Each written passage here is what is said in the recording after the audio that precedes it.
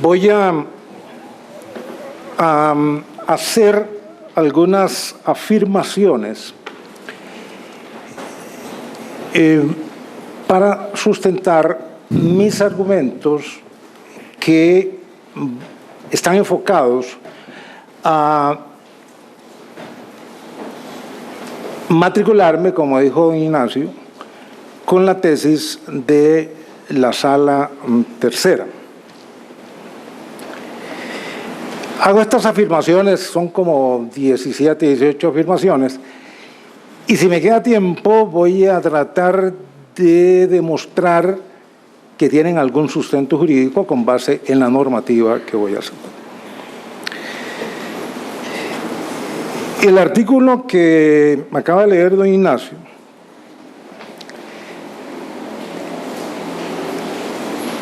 se indica en él que los actos o contratos que se otorguen por alguien que en el registro aparezca con derecho para ello, al meterle bisturí a esta norma, según lo que yo he investigado y lo que vengo a exponerles, que por supuesto es combatible y además combatido, yo digo que esa apariencia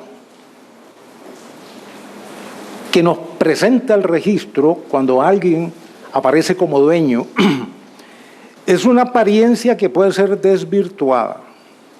Hay que iniciar por ahí. ¿Y por qué esa apariencia de propietario puede ser desvirtuada? Porque es un derecho adquirido sin causa justa contractual. Porque es un derecho ilegítimo. Porque es un derecho inválido. Porque es una apariencia fraudulenta y criminal. Porque es un derecho inhábil. Porque es un derecho sin título justo. Porque es un derecho que nació de un acto sin consentimiento.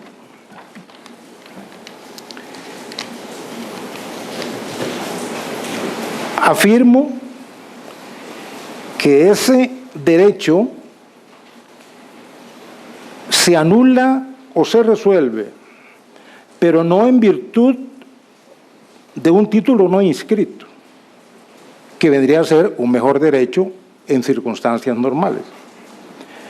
Tampoco de causas implícitas, porque las causas que hacen que esa apariencia de derecho sea inválida no son implícitas. Son causas exógenas a una relación jurídica, es decir, no existió una relación jurídica. El derecho del otorgante impostor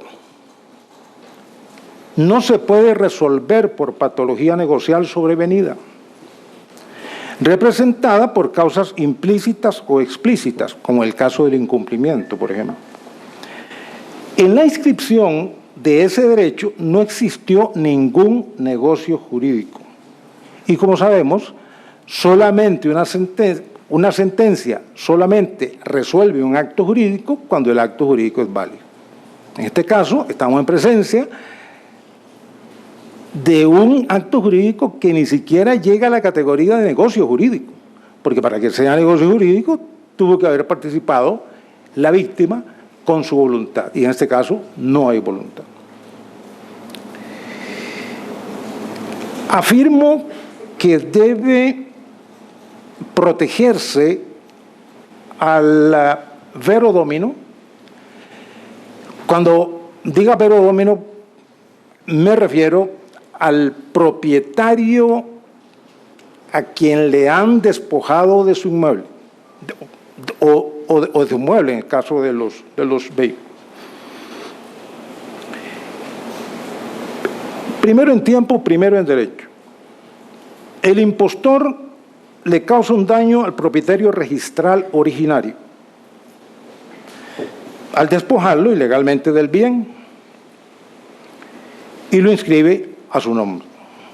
Luego le causa un daño al propietario registral derivado al venderle un bien a ese tercero que puede ser de buena fe.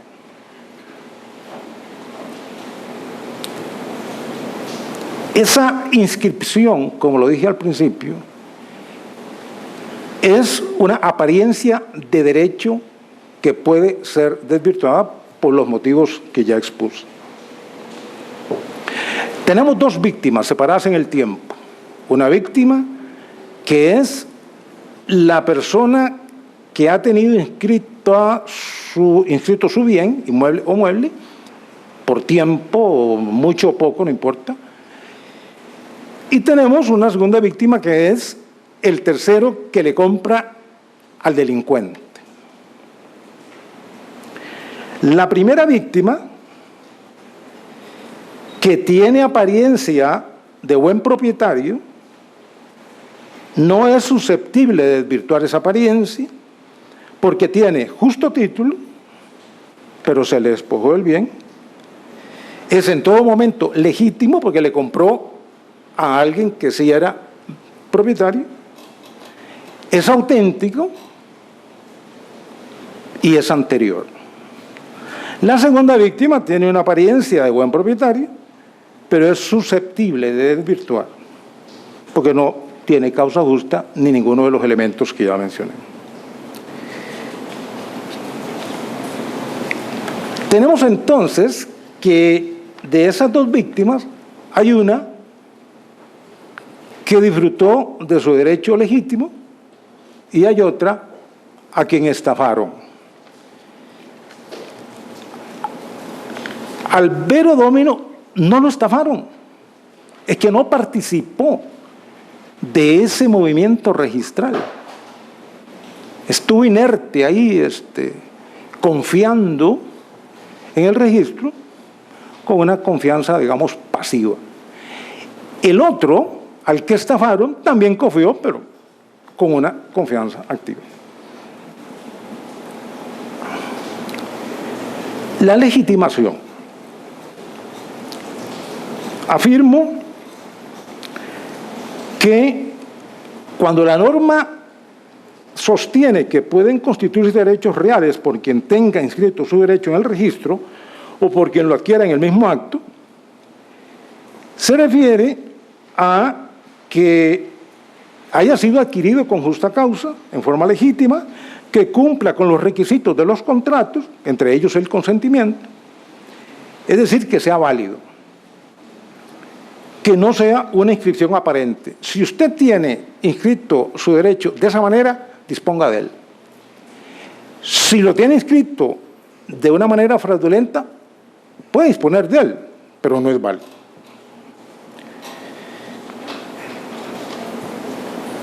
Sostengo que la adquisición del impostor en el fraude es inexistente por ser nulo el contrato en su génesis. Es decir, ese contrato es que ni siquiera nació, porque no podemos decir que el contrato se invalida porque genéticamente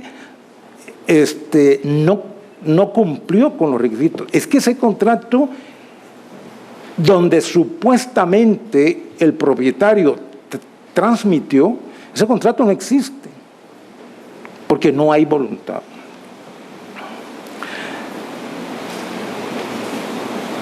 Sostengo que la protección que concede la norma para terceros rige frente a aquellos casos en que la nulidad, la rescisión o la resolución del título sobrevengan por situaciones jurídicas patológicas del negocio jurídico. Es decir, cuando en el contrato hay patología, pues vamos a revisarla, ese contrato está enfermo, vamos a ver si lo curamos o a lo mejor se nos muere con la sentencia que dicta el juez diciendo que no cumplió con los requisitos, etcétera, etcétera.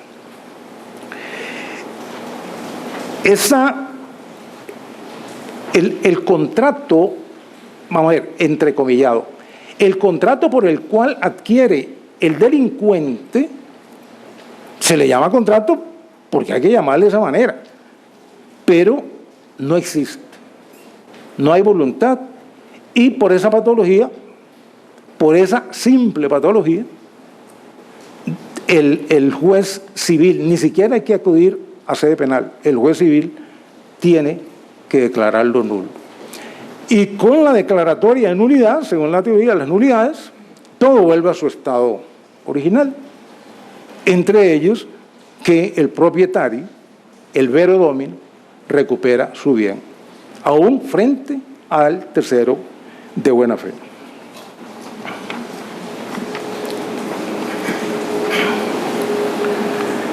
Sostengo que la nulidad, la nulabilidad, la invalidez, la rescisión o la resolución, que son los 5 elementos, ya sabemos, patológicos que pueden anular un contrato válido, son consecuencias del negocio jurídico.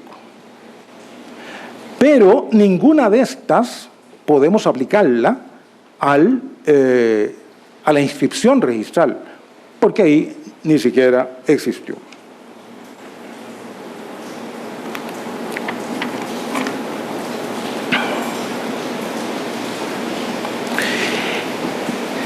La acción por simulación. Sostengo que cuando un contrato donde ha participado el propietario de un bien con ausencia de voluntad, porque recuerden que en la simulación el vendedor no quiere vender y el comprador no quiere comprar, pero ha participado el verdadero propietario, y un juez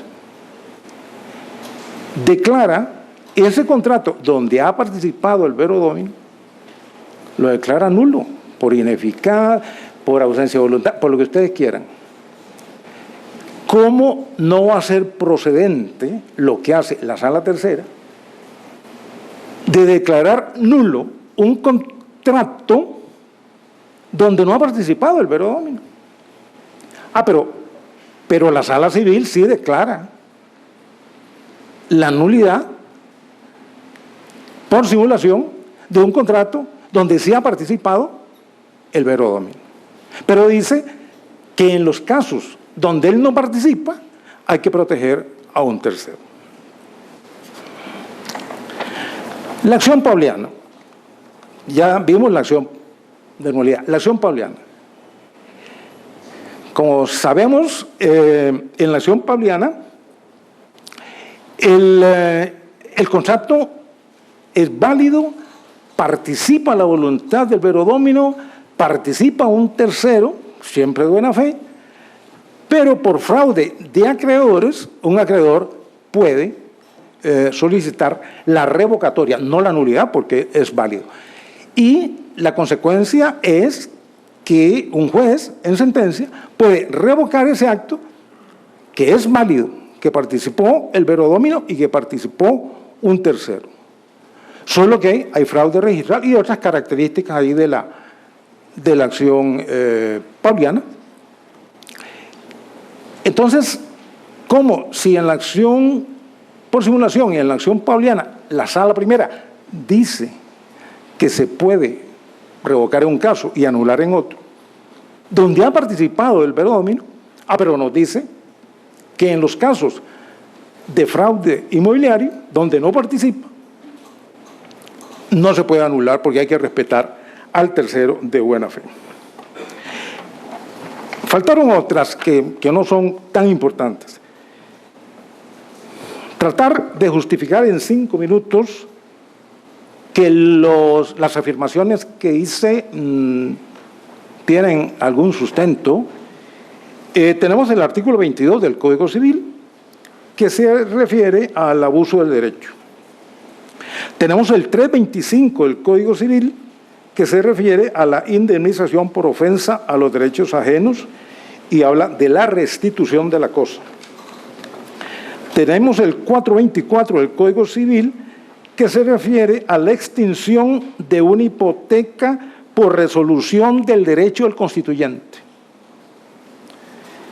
El 452 del Código Civil, que dice que se pueden constituir derechos reales porque tenga inscrito su derecho en el registro, ya lo mencioné.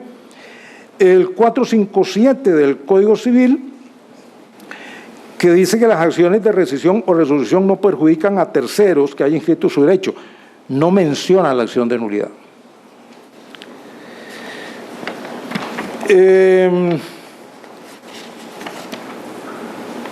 Este 457 en relación con otros es los que tratan de la acción pauliana, que ya lo mencioné. El 472 del Código Civil, que dice que podrá pedirse y deberá ordenarse la cancelación total de una inscripción cuando se declare nulo el título en virtud del cual se ha hecho la inscripción.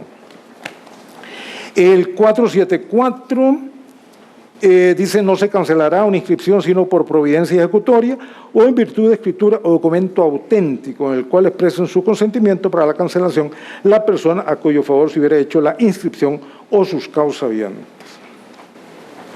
El 480, la propiedad de muebles e inmuebles se transmite con relación a las partes contratantes por el solo hecho del contrato, que tenga por objeto transmitirla independientemente de su inscripción en el registro. Repito, el vero domino jamás firmó un contrato, ni siquiera verbal, donde manifieste su voluntad de transmitir el derecho o la propiedad. El 484 del Código Civil dice, además del convenio, vuelve a hablarse de contrato, son modos de adquirir el dominio, la ocupación, la accesión, la herencia o el legado y la prescripción.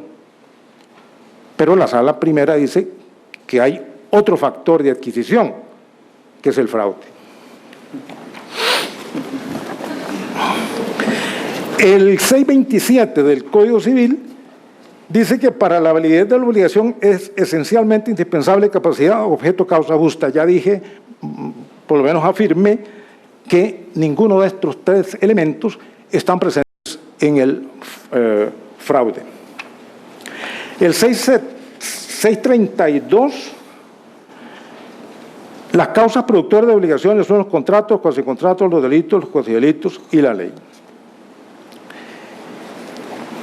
El delito es una causa de obligación, porque, lo mencionaban temprano, genera responsabilidad